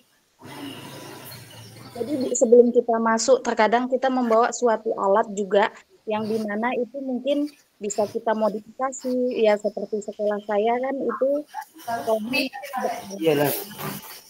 saya menggunakan alat-alat itu terkadang seperti dimodifikasi saja gitu, tidak alat yang sebenarnya, tapi di dalam pembelajaran itu kita jelaskan yang sebenarnya seperti apa gitu. Oke, cukup Kak Mira? Ya. Oke, baik. Berarti ada penekanan pada karakteristik di sana ya Kak Ilham dan Kak Mira ya. Bagaimana peserta didik kita, harapannya kita itu saat kita mengajar itu mereka beradab ya kalau menurut Kak Ilham ya. Mungkin Kak Darmawan ingin menyampaikan sesuatu juga boleh. Oke, terima kasih Kak. Apa yang selama ini Bapak Ibu anggap menjadi sesuatu yang bernilai? Kalau saya Kak, selain daripada sopan santun, tata krama, jadi sesuatu yang bernilai bagi saya itu adalah Kak, ketika saya menyampaikan materi, saya lebih suka dengan anak walaupun dia yang tidak bisa, tetapi mau melakukan. Dibandingkan dengan anak yang bisa, tetapi ketika disuruh melakukan banyak banyak dramanya. Iya. Ya, Banyak tingkah ya Pak ya. banyak tingkahnya. Seperti gini, terkadang saya juga mengaitkan suatu pelajaran atau suatu materi, misalkan masuk materi silat. Untuk di kelas 1 itu saya ajarkan dia tentang tendangan, tangkisan, kuda-kuda, dan berbagai macamnya. Nanti sudah naik di kelas 2, walaupun materinya seperti itu, namanya pelajaran olahraga, saya sudah sampaikan ke anak-anak bahwa olahraga itu dari zaman Fir'aun dalam bedung, kata saya, itu tidak berubah nak, kata saya. Lapangan bola itu tetap ukurannya 100 sampai 110, kata saya. Makanya kalian harus ingat. Jadi anak-anak tuh dia bisa ingat, Kak. Jadi dalam konteks untuk belajar silat tadi itu, saya juga menggunakan media YouTube. Saya suruh saya bagi anak itu berpasangan. Lalu saya yang dekat rumah, kalian tonton satu video YouTube tentang silat, lalu kalian praktekkan gerakannya. Dan di situ Bapak ini lihat menangkisnya ada gerakan kuda, tangkisan dalam, tangkisan luar, tendangan depan, tendangan belakang, dan lain sebagainya macamnya harus ada. Setelah itu Bapak akan lihat kalian melakukannya, lalu kita ambil nilai. Terkadang ada anak yang tidak bisa, Kak. Dia menanyakan, Pak, ini pukulan yang benar seperti apa? Itu saya lebih suka, Kak. Dia menanyakan seperti itu. Jadi saya ajarkan, seperti ini, nak. Untuk pukulan depan, tangannya harus diputar seperti tornado. Karena ketika kamu memutar tangan seperti tornado itu, maka titik tumpu kekuatan akan berpusat pada ujung tangan kamu. Tetapi anak yang sok bisa ini, terkadang saya bukan kita membenci murid, tetapi membenci sikapnya yang lebih sok tahu gitu, Kak. Kawannya mau diketawakannya, tetapi ketika dia yang disuruh, dia tidak bisa sama sekali. Kawannya praktek ditertawakannya, tetapi ketika dia disuruh, dia tidak bisa. Itu yang harus saya rubah. Jadi saya lebih suka anak yang mempunyai motivasi untuk dirinya sendiri untuk maju. Itu yang bernilai bagi saya. Terima kasih, Kak. Oke, terima kasih Kak Darmawan ya. Panjang lebar Kak Darmawan sampaikan. Yang jelas pada saat pembelajaran di kelas itu ada timbal balik atau ada umpan balik dari selama kita mengajar ya. Tidak satu arah kegiatannya. Oke. Terima kasih nih Kak Mira, Kak Ilham, dan Kak Darmawan telah menjawab ya. Nah, ini yang ketiga. Bagaimana kakak akan mengintegrasikan itu semua ke dalam pengembangan proses pengembangan kurikulum mata pelajaran PJOK yang sekarang berlaku. Bagaimana, Kak? Singkat saja ini. Bagaimana kakak akan mengintegrasikan itu semua? Sesuai modul. Mulai dari apa namanya? Pengembangan tadi, bagaimana selama kakak merancang program, apa yang kakak melihat, kemudian apa yang bernilai selama belajar di kelas yang bernilai ya. Kemudian bagaimana dapat mengintegrasikan dalam proses pengembangan PJOK yang sekarang berlaku. Ini dia arahnya.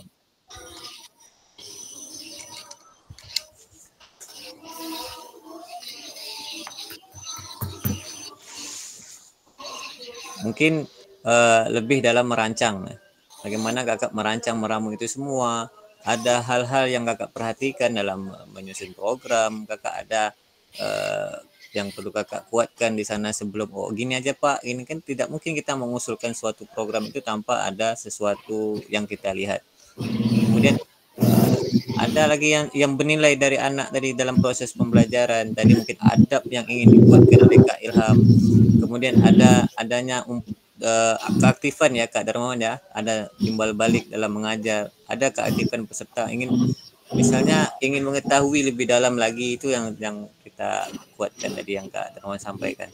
Jadi dari ketiga itu mungkin dimasukkan untuk dalam menyusun program PJOK ini. Nah, arahnya nanti kakak akan muncul gini, misal apa nih program kita ke depan, kata kepala sekolah, ya begini Pak, kita sekolahnya gini Pak, oh ya kita anak kita bagus Pak, gini ada yang bakat ini, nanti berarti ada beberapa komponen yang kakak miliki yang atas dasar kakak melihat atau asesmen awal dari karakteristik anaknya, mungkin ada bakat anaknya, kemudian lingkungan, kemudian masyarakat yang bisa kakak kuatkan untuk pengembangan penyusunan kurikulum PJOK. Itu dia. Ini saya lewati saja. Nah ini dia. Ada 6 faktor yang mempengaruhi pengembangan program PJOK. Ini dia yang tadi disampaikan oleh Kak Darmawan dan Kak Ilham, karakteristik. Pertama itu yang dilihat adalah kebutuhan dan karakteristik peserta didik. Kemudian konteks masyarakat. Nah, tadi Kak Darmawan mengaitkan dengan orang tua yang toke-toke tadi. Ya, konteks masyarakat, keterlibatan masyarakat seperti apa? Mereka support atau tidak dengan kegiatan kita. Kemudian waktu. Ya, ini waktu juga penting. Kita dah buat tapi tidak ada waktu yang tepat untuk melaksanakan, juga tidak tepat. Tidak berjalan. Kemudian alokasinya berapa lama? Nah, kemudian cakupan dan tahapan. Nah, dan terakhir tadi disentil sama Kak Ilham, teknologi. Ya kita bisa. PJOK juga tidak gaptek di PJOK. Karena sekarang ada e-sport. Kemudian setiap olahraga sekarang menggunakan VAR, sepak bola menggunakan teknologi. Bisa kita kuatkan pakai VAR. Contohnya kalau di olahraga yang lagi booming sekarang, pacu jalur, itu kan ada VAR tuh.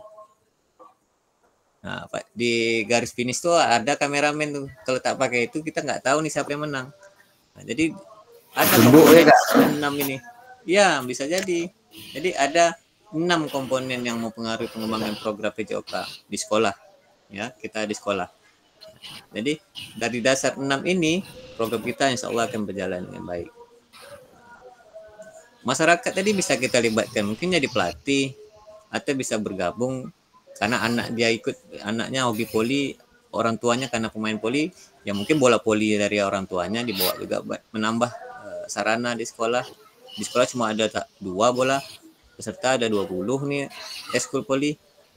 Mana efektifnya 2 dengan 20? Jadi mungkin orang tua tadi membantu, bukan memberi ya, mungkin memberi pinjam pas latihan mereka bawa 1 karung bola. Jadi ada karakteristik yang kita lihat, masyarakat dukung, support masyarakat, waktu mungkin, kemudian berapa lama kita melakukan program ini, setiap 1 kali pertemuan itu berapa lama, kemudian cakupan, tahapan ini mulai dari awal. Tak mungkin kita langsung press kegiatan program yang kita buat langsung kita press, kan tidak mungkin. Ada tahapan yang kakak berikan, kemudian menggunakan teknologi ini banyak ini kakak bisa kita kembangkan. Nah, jadi makanya saya tadi sampaikan berarti Kak ada karakteristik yang dikuatkan sama Kak Ilham, adab tadi, ya kan? Nah, oke, itu aktivitas kita yang kedua. Sampai di sini ada pertanyaan nggak Kak? Silakan. Jika pas saya lanjutkan. Pas ya Kak Ilham ya. Next Kak. Next, oke. Nah, aktivitas ketiga, karakteristik utama kurikulum Merdeka dan artikulasi Ki Hajar Dewantara dalam pendidikan nasional. Nah, ini kita udah masuk ke arah Bapak Ilham. Nah, mari kita sebentar berdiskusi pemikiran Ki Hajar Dewantara secara lebih jauh Kakak. Dan mengaitkannya dengan karakteristik kurikulum Merdeka. Kalau kakak dengar istilah Ki Hajar Dewantara ini, apa yang tergambarkan di pikiran kakak? Tentang pendidikan. Apa kak? Tentang pendidikan. Pendidikan satu. Ini kita udah mulai masuk nih. Kalau dengar ini Ki Hajar Dewantara, ini menurut Ki Hajar Dewantara nih katanya kan.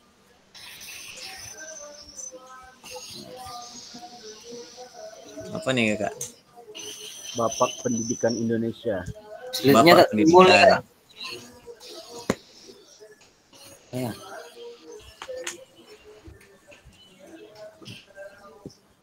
Muncul ya? Kata kunci yang berulang kali yang telah kita bahas dalam pengembangan kurikulum PJOK. Apa kata kuncinya, Kak?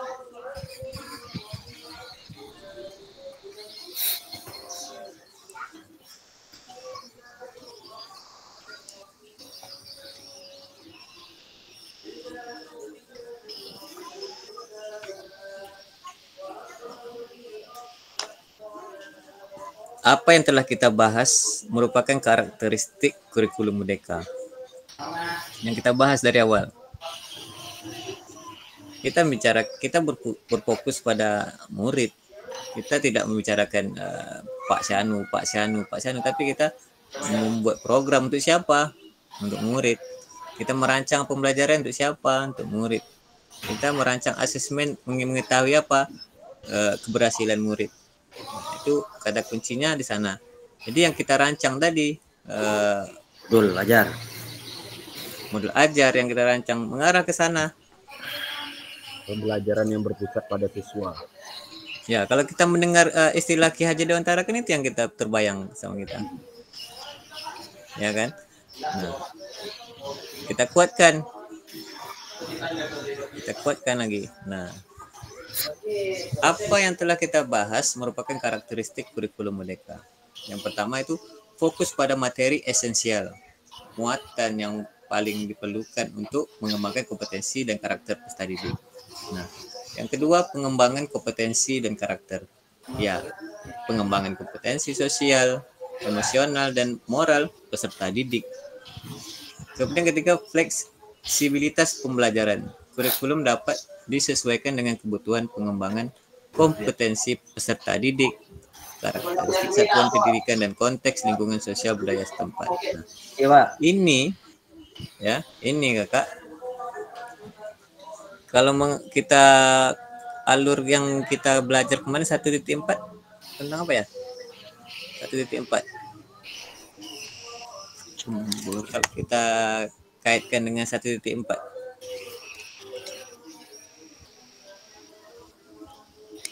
Isu-isu sosial, kalau tidak salah saya. Nah, di sana ada isu-isu sosial di sana. Kemudian, mari diskusi sebentar, Kakak. Mari diskusi sebentar. Pemikiran Ki Hajar Dewantara secara lebih jauh dan mengaitkannya dengan karakteristik kurikulum Merdeka. Kalau menurut Kakak gimana ini? Pemikiran Ki Hajar Dewantara. Ini dikembangkan lagi atau dikuatkan lagi di kegiatan pendidikan guru penggerak. Atau Kakak pernah mendengar pemikiran Ki Hajar Dewantara di PMM? Mungkin Kakak telah buka mengakses PMM Ki Hajar Merdeka Mengajar.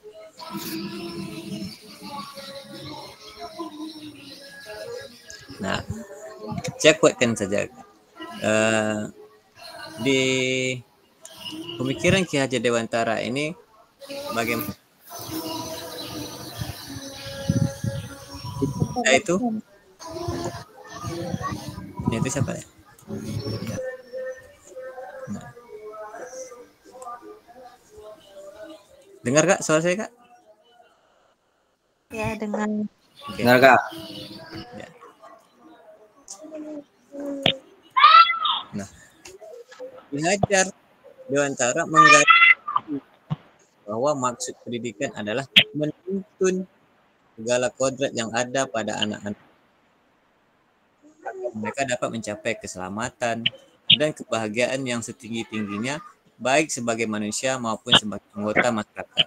Nah, oleh sebab itu, pendidik itu hanya dapat menuntun tumbuh atau hidupnya kekuatan kodrat yang ada pada anak-anak agar dapat memperbaiki lakunya, bukan dasarnya, hidup dan tumbuhnya kekuatan kodrat anak. Nah, kalau kakak telah memahami, mungkin ada kodrat anak Anak-anak itu ya bermain intinya.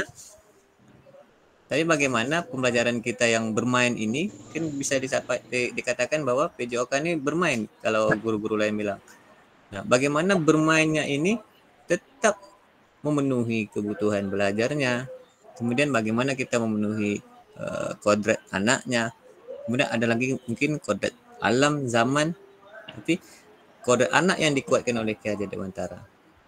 Nah, jadi kalau saya sering begini, contohnya di sekolah, kita mengajar itu bukan harus pada hari itu mereka dapat menjadi pemain bola voli kan, bukan itu sebenarnya.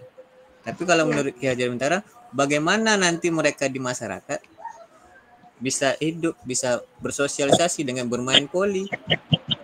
Nah, itu mengarahnya ke sana, Kak.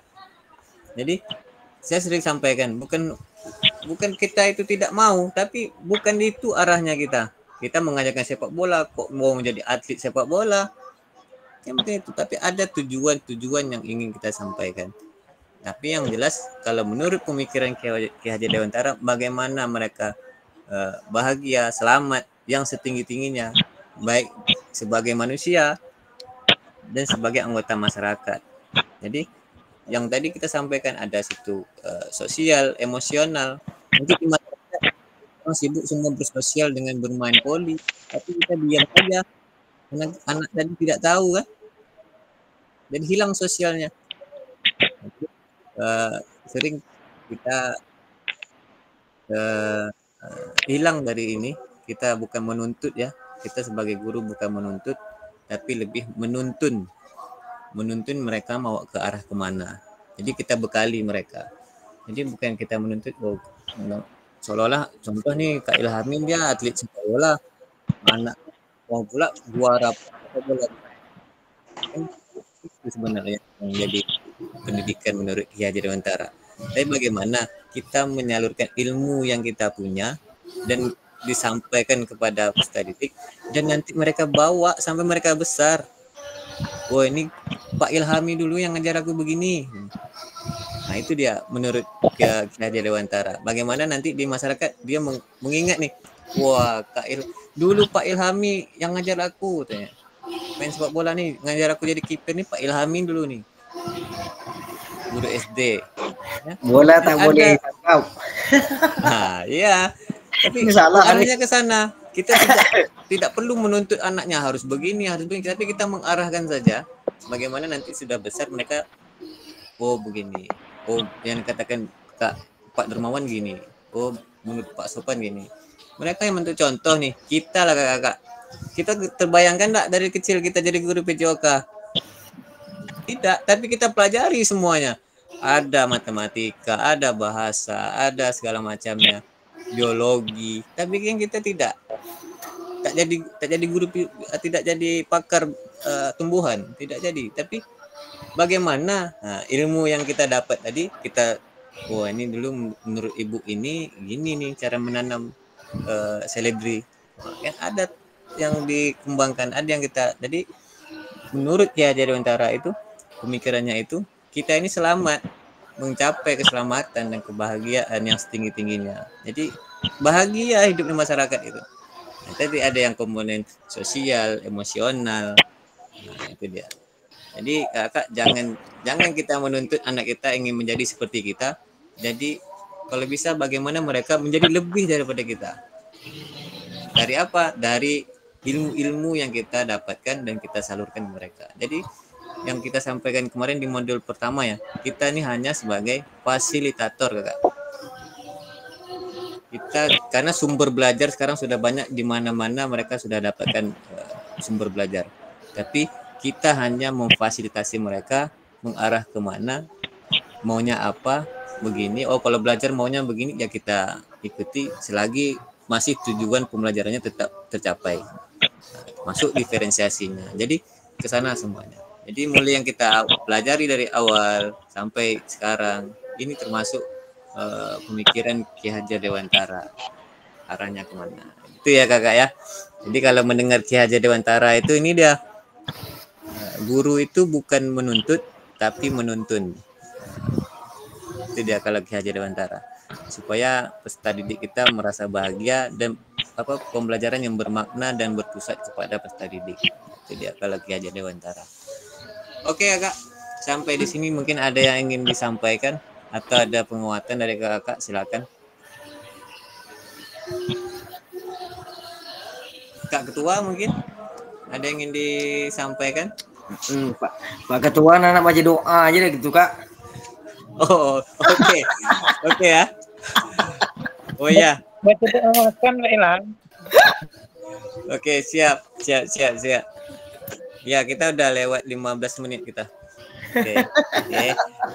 Terima kasih Kak Ilham sudah menguatkan waktunya. Ya, tidak masalah. Ya, mungkin cukup. Kalau cukup, saya terakhir aja ini ya. Ini apa nih? Ya, ini yang saya sampaikan tadi. Ya. Nah, tetap dalam menyusun program PJOK itu berkualitas dengan big design yang mengarah dengan prinsip pemikiran Ki Hajar Dewantara. Itu dia Kak. Terima kasih. Selesai di tampilan slide-nya. Ya, dan alhamdulillah berakhir di penghujung ya. Nanti setelah ini aktivitas kita berdoa. Setelah doa kita foto bersama. Ini alhamdulillah kita ramai yang hadir. Tadi Kak Rian keluar ya. Hidupkan kamera. Ya. Untuk doa kami serahkan ke Kak Ketua. Doa penutup. Silakan Kak. Kita nih Kak jamnya.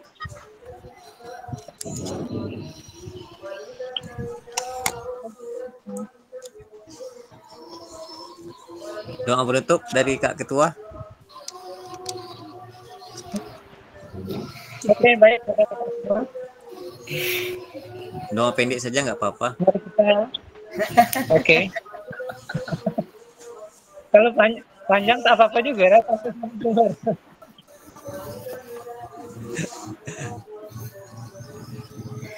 Oke, kita mulai. Udah ya. Foto kita lagi terakhir. Mungkin bisa Kakak aktifkan kamera. Kak Fauzia, Kak Suhaimi yang lagi rapat katanya. Kak Idam. Kak Rian keluar tadi ya. Iya, saya. Siapa yang moto? Kak Rizky ya. Salam hadir ya. Kak Mira juga. Oke, 1, 2, 3. Kita nggak pakai tangan ya. Ini lagi politik. Musim politik, jangan pakai tangan dulu. Kalau gini bisa Kak. Golput tuh Kak, golput tuh. 1, 2, 3. Oke, terima kasih ya Kak. Golput gini Pak tangannya. Golput itu Kak. Lebihnya waktu kita, dan selamat bergabung juga Kak Rizky. Nanti silakan saja tugas-tugasnya juga dilengkapi ya Kak ya. Oke, terima kasih. Assalamualaikum warahmatullahi wabarakatuh. Waalaikumsalam warahmatullahi wabarakatuh. Salam olahraga.